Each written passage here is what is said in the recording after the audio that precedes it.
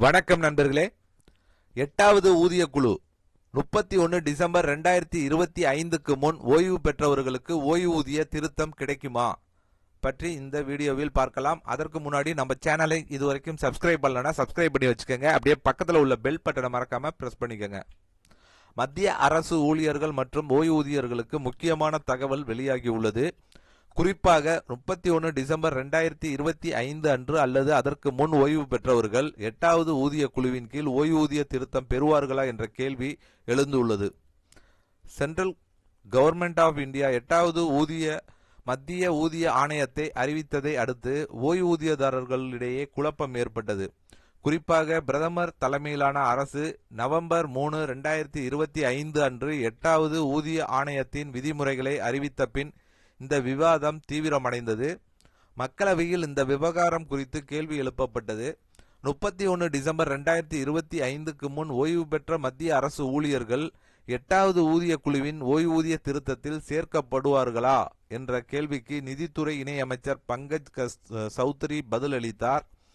அவர் விளக்கமளிக்கையில் 8வது ஊதிய குழுவிற்கு மத்திய அரசு ஊழியர்களின் ஊதியம், கொடுப்பனவுகள் மற்றும் ஓய்வூதியம் உள்ளிட்ட விவகாரங்களில் பரிந்துரைகள் வழங்க அதிகாரம் உள்ளது என்றார். அதாவது ஓய்வூதியமும் அதன் பரிந்துரைகளில் அடங்கும் என அரசு தெளிவுபடுத்தியிருக்கிறது. மேலும் நிதி சட்டம் 2025 தற்போதைய ஓய்வூதிய விதிகளை மறுபரிசீலனை செய்துள்ளதோ தவிர ஏற்கனவே உள்ள சிவில் அல்லது பாதுகாப்பு ஓய்வூதியங்களில் மாற்றம் செய்யவில்லை என்றும் கூறப்பட்டுள்ளது.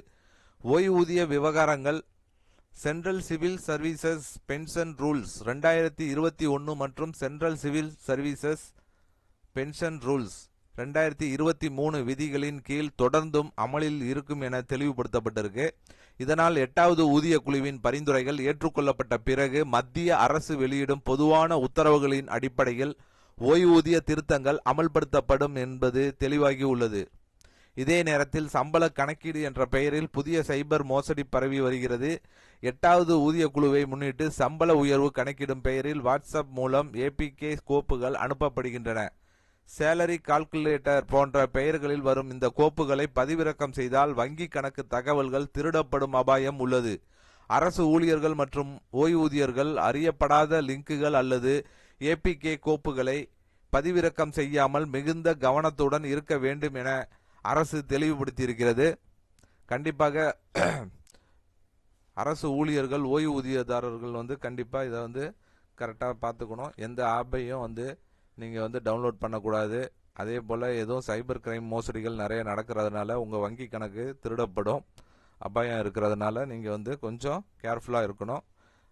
ஸோ இந்த வீடியோ கண்டிப்பாக ஓய்வூதியதாரர்களுக்கு, அரசு ஊழியர்களுக்கு ஒரு பயனுள்ள தகவலாக இருக்கும்னு நினைக்கிறேன். இந்த வீடியோ பிடித்திருந்தால் லைக் பண்ணுங்கள். உங்களுடைய சந்தேகங்களை கமெண்ட் செக்ஷனில் கமெண்ட் பண்ணுங்கள். உங்கள் உறவினர்கள், நண்பர்களுக்கு ஷேர் பண்ணுங்கள். மீண்டும் இது போன்று வேற ஒரு வீடியோவில் சந்திப்போம்.